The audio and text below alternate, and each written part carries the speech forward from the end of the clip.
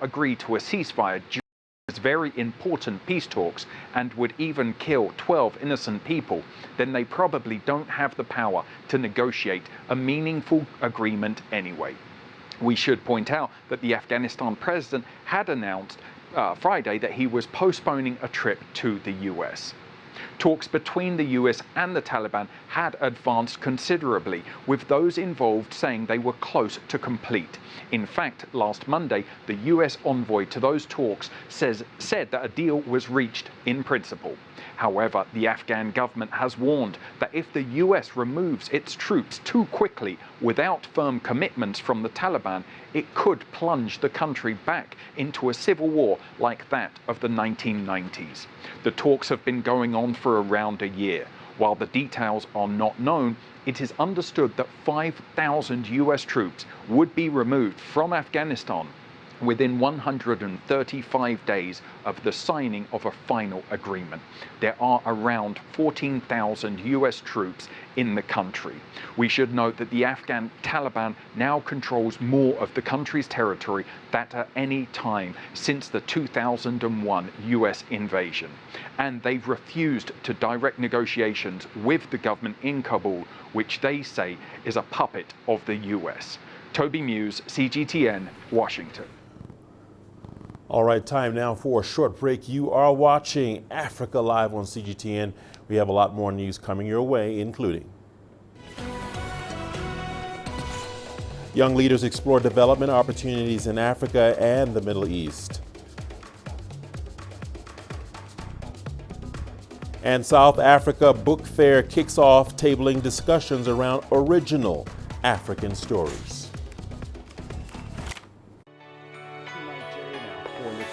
Data out of the country.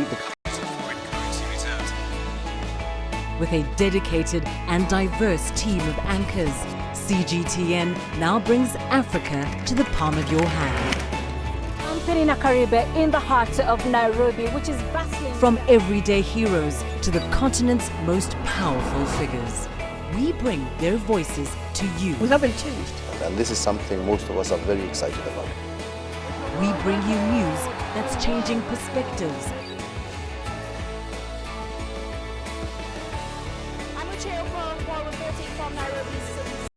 News that brings Africa to the world.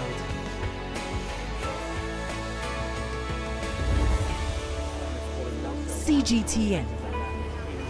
See the difference.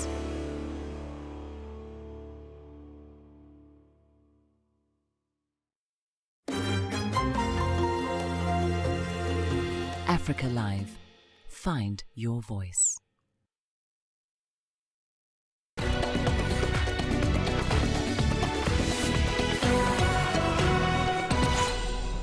Moving to Côte d'Ivoire, where the Signature Summit of the International Junior Chamber of Africa and the Middle East has just concluded in Grand Bassam. The summit focused on providing young people of all nationalities opportunities for development to create a positive change in the world. Several delegations from the Middle East, Africa and Europe took part in this year's Junior Chamber International Summit. During this meeting, young people were challenged to be enterprising to aid in creating solutions for existing problems. When we follow the news, we realize that there are many difficulties experienced by our different nations. Terrorism is a sad shared reality in our countries. So, as Senators for Life at the Junior Chamber International, it was important for us to instill the value of peace in all our members through our actions. Nous avons pensé qu'il était crucial que nous réfléchissions. I think that organizations such as ours, which allow for both young and old people to meet around topics that are particularly economic and social, and for members to get to know each other, that by forming these connections, that peace can be achieved. Studies show that 60% of young entrepreneurs in sub-Saharan Africa fall between the age group of 18 and 35. However, very few of their companies are maturing because of lack of funding and adequate support. It is a process that takes time. Besides that, there is a cultural problem that needs to be addressed. Many young people take what we do lightly. they do not realize what our organization can do for them in their daily and professional lives. We didn't only speak about the barriers to entrepreneurship, but also we talked about the instruments for successful entrepreneurship. We have therefore made the connection between entrepreneurship and the establishment of sustainable world peace. To achieve this, we need the mobilization of all the actors in society who must mobilize to give young people a harmonious personal development, which will allow them to be self-sufficient and to be self-employed. The Ivorian authorities attending the summit encouraged the JCI Africa and the Middle East branch to expand such initiatives. The next edition of the Senate Summit of the Junior Chambers International will take place in June 2020 in Nigeria. Beryl Oro, CGTN. Let's turn to Tanzania, where the Twin Towers of Nyerere Square was inaugurated on Friday. Built by the China Railway Construction Engineering Group, the building commemorates Tanzania's first president. The inauguration was attended by Tanzanian President John Magufuli, Ugandan President Yoweri Museveni, and former presidents of Tanzania, Benjamin Mkapa and Jakaya Kikwete. Boasting 30 floors, the newly inaugurated Nyerere Square Twin Towers stand in the city center of Dar es Salaam. The project was built in collaboration with the China Railway Construction Engineering Group and the Mwalimu Nyerere Foundation. It commemorates Tanzania's first president, Julius Nyerere. Dignitaries including President Yoweri Museveni and First Lady Maria Nyerere attended the inauguration. The building will also host a 5-star hotel, retail stores, and conference centers.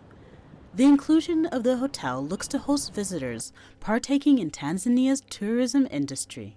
Upon the completion of Mwalimu Nyerere Foundation Square, and for the hotel alone, we are going to create 300 to 400 jobs.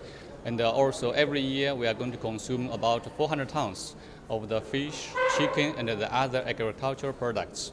We will create indirectly more than 1,000 jobs.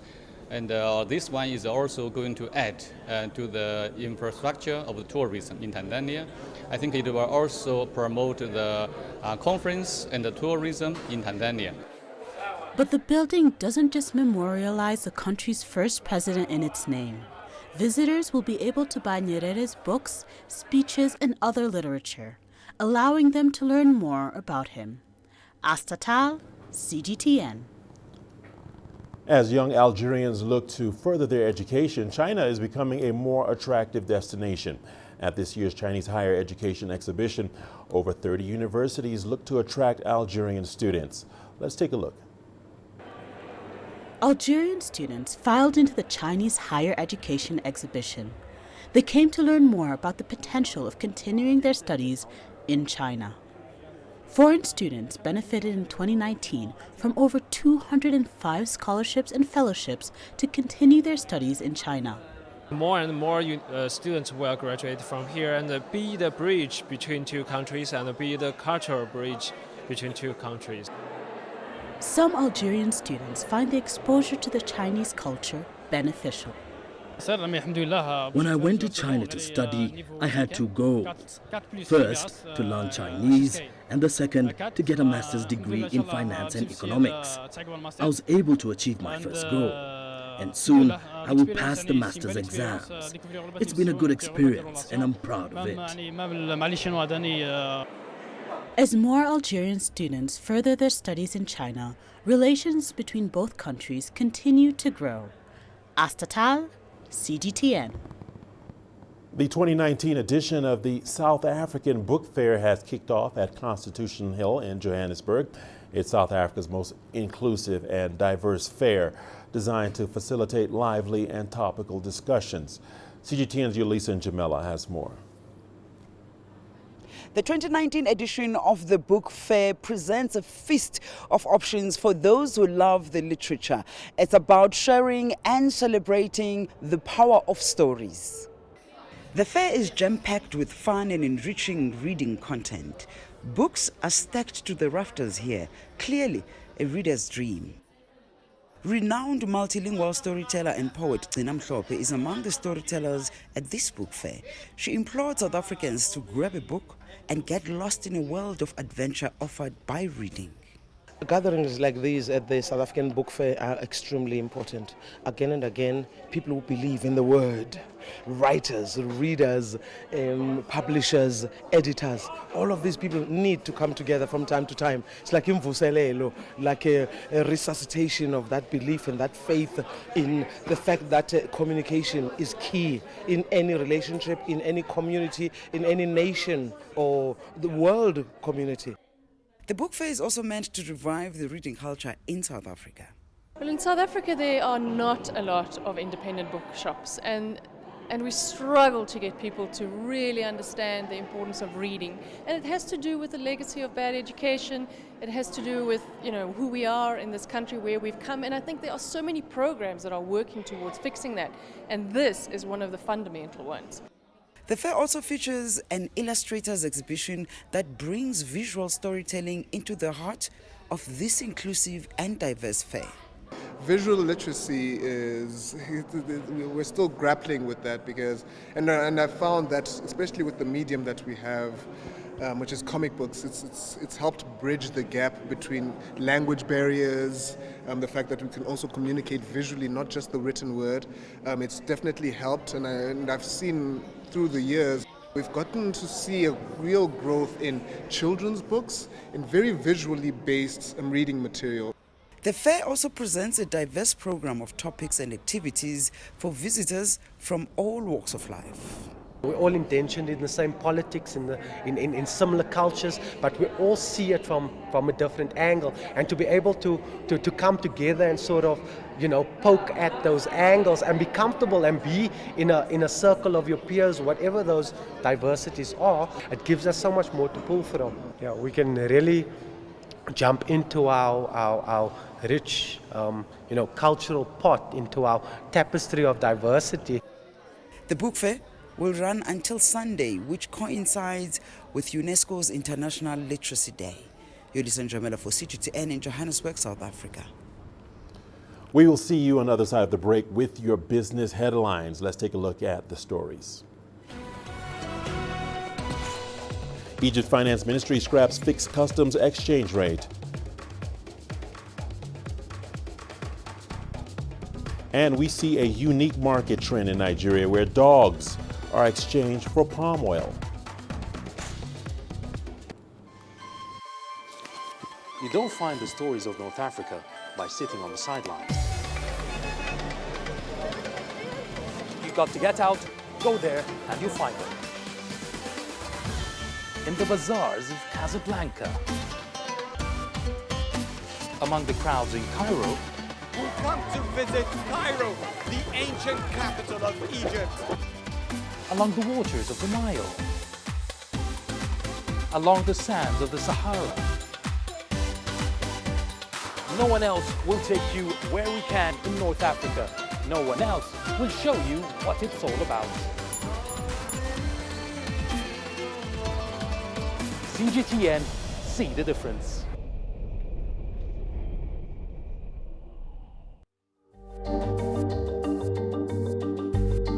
Africa Live. Find your voice.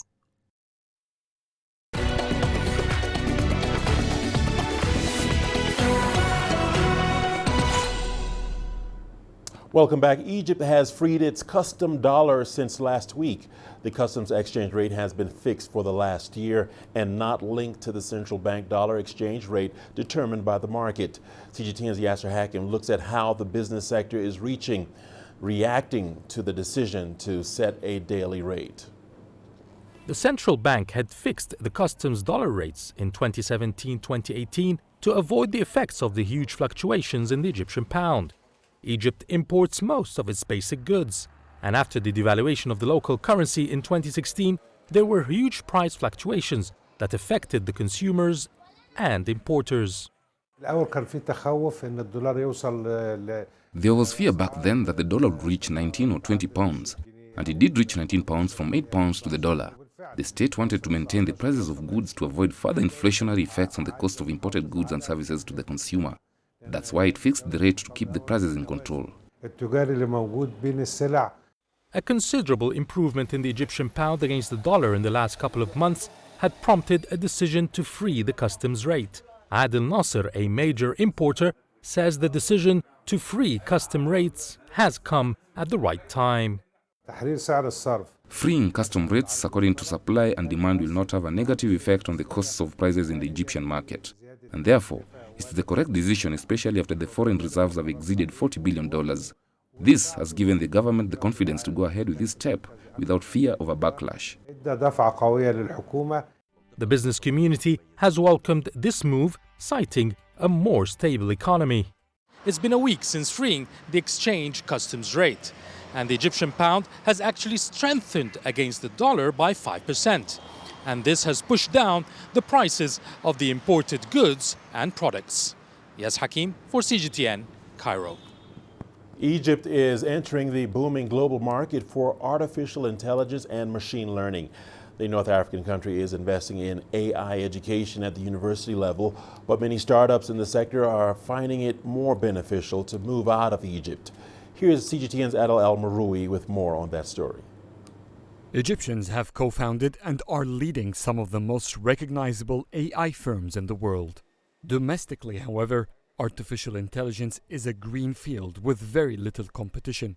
Most of the focus and investments are dedicated to generate profit rather than research. Banking and telco sectors are very dominant in the AI part. The parts and virtual assistants and natural language understanding, voice analytics, these are the two main parts that people are really focusing on right now. Because they tie to mainly marketing, sales, and customer acquisition, things like this, which in turn generates good revenues for their companies. AI and machine learning are booming globally, with most of the funds allocated abroad. Companies that manage to thrive domestically usually leave Egypt to places where they have more potential to grow. I think there's a trend that they move the management and the commercial part of the company to overseas, where they have access to more VCs and more incubators. However, they usually keep the development office or the development team here. Because it's actually very cost efficient to have the development team here in Egypt. We have very good calibers. Prices are a lot less. So far, the Egyptian government has not worked to create AI labs or at least encourage the private sectors to invest in one. Digitization, however, remains to be one of its plans for the next 5 years. The government is starting to pick up. I believe there's several unannounced initiatives that will be released into improving the services offered by the government by infusing AI.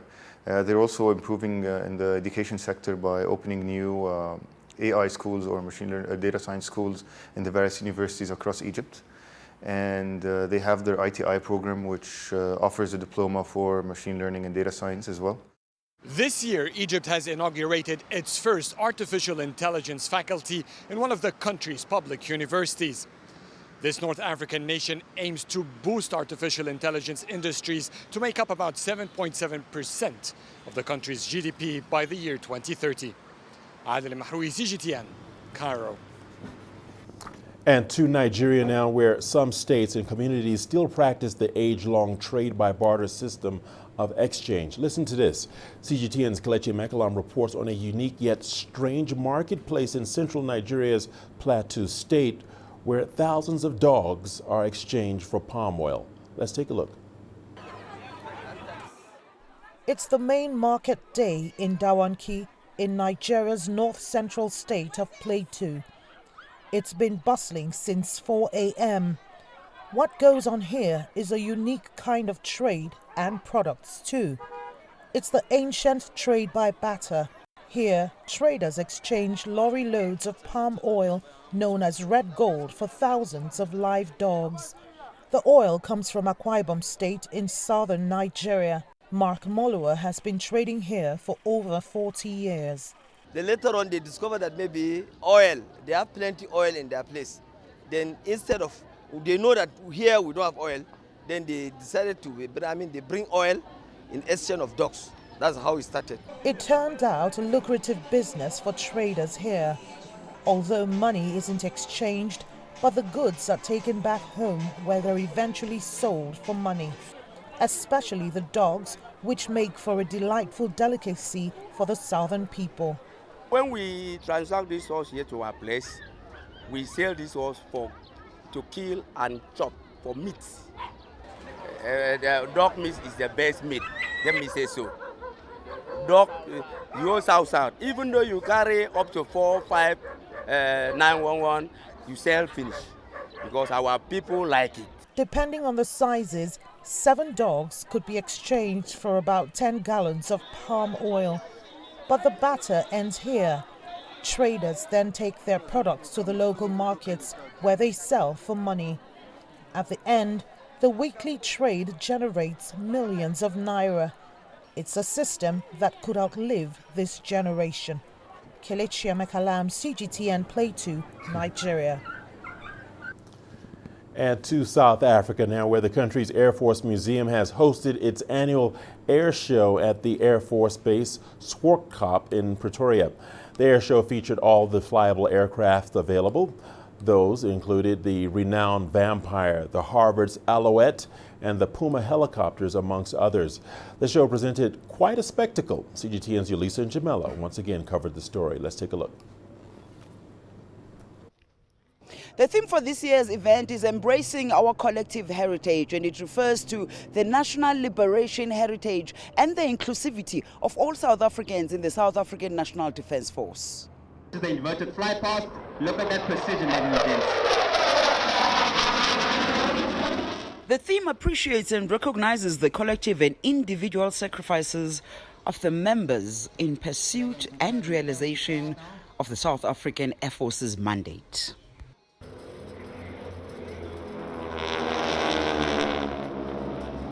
All role players in bringing about this heritage are being celebrated today. And when people ask collective heritage, then we look at where do we come from, the different walks of life. We're looking at the South African Air Force since 1994, brought together. We are celebrating that now, where we say all have contributed to this beautiful, excellent Air Force that we're having today. We pay tribute. We pay tribute of our history, where we come from, and also the people who are more experienced than us, as youngsters who are still aspirants in our fields, learning from the people who have seen action and who have actually witnessed those times which were very hard, and for us to also be able to learn and keep up and uphold the culture and the traditions.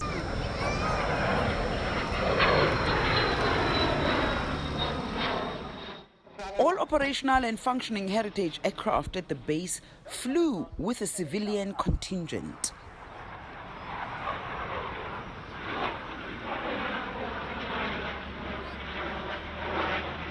Enthusiasts adore the